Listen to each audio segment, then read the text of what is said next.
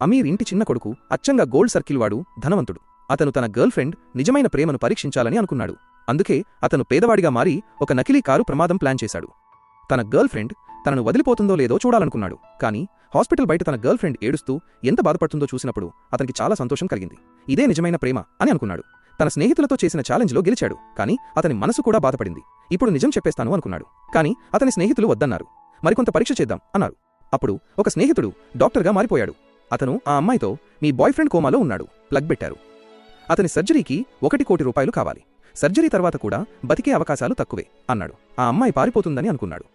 కాని వెంటనే ఆ అమ్మాయి తల్లిదండ్రులొచ్చారు. వాళ్ళు అబ్బాయిని తమ సొంత కొడుకులా భావించారు. ఇల్లు అమ్మేయాల్సి వచ్చినా సరే మేమితన్ని బతికిస్తాం అన్నారు. ఇదంతా విని ఆ అబ్బాయి లోపల చాలా బాధపడ్డాడు. అమ్మా, నేను అబద్ధం చెప్పాను, నేను ఇంకా నటించలేను అనుకున్నాడు. కాని స్నేహితులు ఓటమి అంగీకరించడం అది అస్సలు వద్దు అన్నారు. డాక్టర్, 1 వారంలో డబ్బు తీసుకురండి, లేకపోతే పేషెంట్ను డిశ్చార్జ్ చేయాల్సి వస్తుంది అన్నాడు. ఆ అమ్మాయి తండ్రి తను అనారోగ్యంతో ఉన్న డబ్బు కోసం కన్స్ట్రక్షన్ సైట్లో పనిచేయడానికి వెళ్లాడు. అక్కడి నుంచి 2 అంతస్తుల మీద నుంచి కింద పడ్డాడు. అదే సమయానికి అతను చనిపోయాడు. ఈ విషయం తల్లికి తెలిసినప్పుడు ఆమె కూడా విషం తాగింది. చనిపోయే ముందు, నా కూతురు, అతన్ని నువ్వు తప్పకుండా రక్షించు అని చెప్పింది.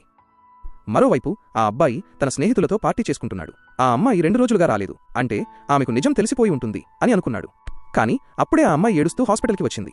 ఆ రోజు మీ స్థానంలో నేను ఉంటే బాగుండేది అంది.